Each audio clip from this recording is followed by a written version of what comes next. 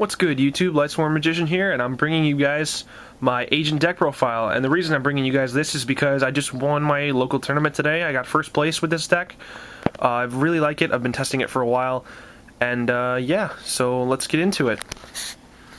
We have 3 Master Hyperions, 2 Earths, 3 Venuses, 3 Mystic Shine Balls, 1 Herald of Orange Light, 1 Honest, 1 Archlord Christia, 2 Thunder Kings, 1 Black Luster Soldier, 1 Chaos Sorcerer, 2 Genex Ally Birdman, 2 Tour Guides, 1 Sangan, 1 Gores, 2 Trigodias, and 2 Maxis. For spells, we have 2 Pot of Duality, 2 Forbidden Lance, 2 Mystical Space Typhoon, Heavy Storm, Dark Hole, Monster Reborn. Then for traps, we have 1 Starlight Road, 2 Bottomless Trap Holes, and 2 Solemn Warnings. For the extra deck, we have 1 Daigusto Phoenix, 1 Gachi Gachi, 1 Number 96, 1 Leviathan, 1 Leviair, 1 Zenmaines, 1 Heretic, Sun Dragon Overlord guy, 1 Armory Arm, 1 Android, 1 Catastor, 1 Urquizus, 1 Black Rose, Stardust, Scrap Dragon, and Thought Ruler Archfiend. And from my Astro Pack today, which they had, I got a Super Rare Mask Change. I really think this should have been Gemini Spark. It's kind of a crap card, but figured I'd go over with you guys some of the key cards and combos if you guys don't know agents. Basically, if you have Master Hyperion, the Agent of Creation Venus, and Birdman, with these 3 you can make the OTK. I didn't make it once today, but it was pretty cool. It's long and confusing. I'll make another video later if you guys want to see this. I'll explain some more of the combos of the deck, but that's one of the main things in the build, is that you can OTK very, very easily.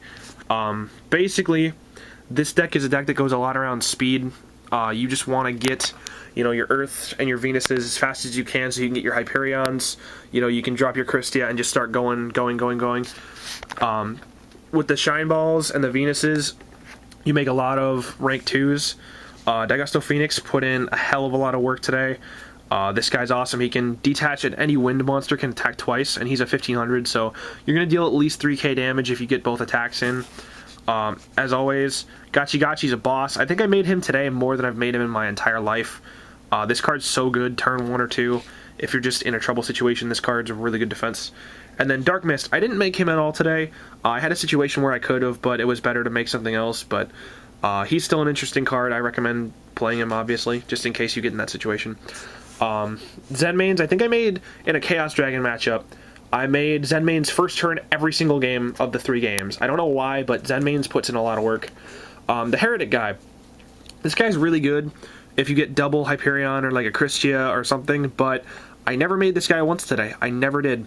I struggled to get him at the beginning and just didn't even use him, but it was nice to have him there in case the option ever arose. Armory Arm, I actually got at the end of the day, and I replaced it with Abyss Dweller, because, I never used the Abyss Dweller, and I got this after the tournament was over, but I wanted to run this the whole day, so this is technically in the extra deck. Android, if you're wondering why she's in here, you need her for the OTK. You synchro for her with Birdman and a Shine Ball, and then that's the extra 100 damage you need. You can't make Catastor because then you'll be 100 short. You have to make her for the 2400, and then if she stays there, she's going to start healing you, which is really good. Black Rose didn't make it. Urquizus I made once, and it actually won me a game because I pierced for enough damage to win, so that was kind of funny. Stardust Dragon with Starlight Road. After today, I'm never playing this deck without Starlight Road again, because this card won me a lot of games. It's a really, really good tech, and putting a free 25 that can also negate a second destruction on the board is pretty good. It'll win you a lot more games than you expect. Scrap Dragon and Thought Ruler never made them, but the option was there just in case. Scrap Dragon's probably the better of the 2, but I do make Thought Ruler occasionally with the deck. So, in terms of the 2 Lances, I decided to run those because the monsters lose out a lot to back row. Like, even Hyperion. I got a Hyperion bottomless like twice or 3 times today. I got Christia bottomless at one point, which was kind of annoying. I had my Black Luster Soldier bottomless, which really kind of ruined my day. But Forbidden Lance kind of bypasses that and keeps your monsters on the board where you need them. And this also prevents the problems of Deep Prison and things like that, like Mirror Force, so this is a really good card. I was running it at 1, and I was also running a Forbidden Dress, but I ended up switching that out for another Lance just because I like Lance overall better than Dress, although I think Dress is still a good card. And I did run the Pot of Dualities. I actually won the games that I played this in, but I would probably side it out first, like it'd be the first card to take out, because it just slows it down a little too much. So I guess that's all I can say about it. Maxx C, I will never play Agents without Maxx C again, because this card, even though it's just a card to help you not lose in terms of Dub K-Dad, this card wins you so many games. I dropped this and just instantly put a damper on Chaos Dragons. I completely stopped Heretics. It was really, really fun. And honestly, there was a game where I won just because he pushed through a Maxx C, and I drew into Gorz, Honest, and Herald of Orange Light, and so I had like 9 cards in my hand at this point, and I just completely dropped him hand trap after hand trap, and he just couldn't do anything. Tragodia, I wasn't running this guy at first, and I put him in today like kind of last minute because people said it was good, and I actually won my final match of the tournament because of this card, because he went off with me on the wind-up loop, and he basically said, it's game if you don't do anything. And I'm like, well, come at me, let's see. And he's like, okay then, attack. Okay, attack, drop Trag. Then he attacked the Trag, and then he attacked directly again, and I dropped a second Trag and took his stuff next turn. So that actually kind of saved me, because I had enough life points left in me to win and still have 1 Solemn Warning left. So that was really good. Tour Guide Sangan, you have to play this. Sangan plus me a few times off of Torrentials, and the tour guides are just obviously free rank 3s. You get Zenmaines, Leviair, and Leviathan. Leviair I didn't make once today, but Leviair is obviously a staple for this deck. You're banishing so much stuff that you have to play it. Honestly, like, the amount of times I go tour guide, and bring back like an Earth or something, or a Venus, and use up like my last 2 Shine Balls that I didn't use when it got bottomless or something is really good. And the one Herald of Orange Light, this guy is actually really good. I wouldn't play him at more than 1 though, because it seems kind of cloggy. Like, there were times when I didn't have a fairy, or when I had like stuff that I didn't want to discard with it. But when I did have stuff, like I had Shine Balls at some points, I had like an extra Christia that I sided in.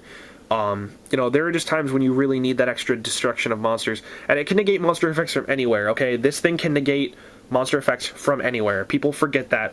Like, I was playing Gravekeepers today, and some guy discarded Commandant, and I'm like, negate Commandant, and he's like, you can't do that. And I'm like, yes you can. It says you can negate them from anywhere. Like, check the rulings, and we had our judge clarify it. So remember that. This card can negate effects that activate in the graveyard, it can negate effects that activate on the field and in the hand, which is pretty cool. So if they drop Gorz and they try to drop a token, or if they drop Trag, you can negate the Trag and destroy it, which is pretty awesome. So it's kind of the anti-hand trap.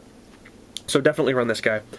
In terms of the Thunder Kings, I really like Thunder King, but I don't know if I want to keep him at 2. Like, it did win me one of the wind-up games, but it's just kind of strange, you know? It's just, I wonder what else could be in his place.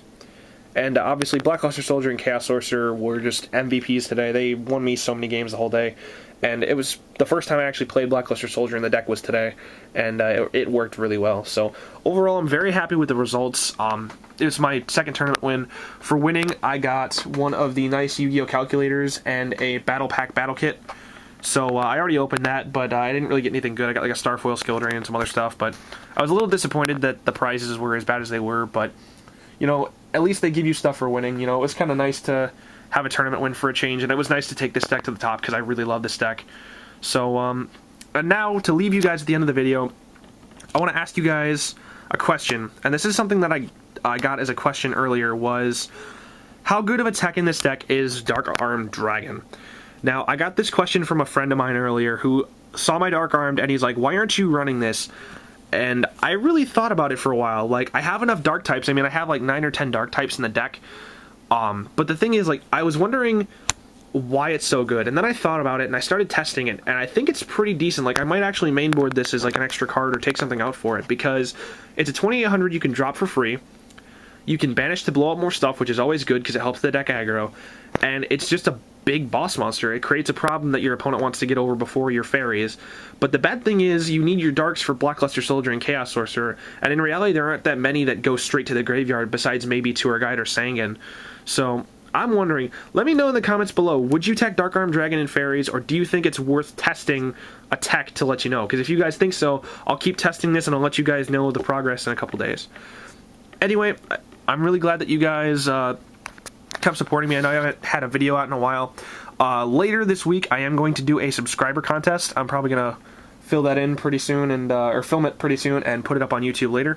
But anyway, I just wanted to bring you guys this quick deck profile and let you know that I won my locals today, and figured you guys want to know. So thank you guys for watching. Please remember to like, comment, favorite, and subscribe to the channel. This is Lightsworn Magician, signing off.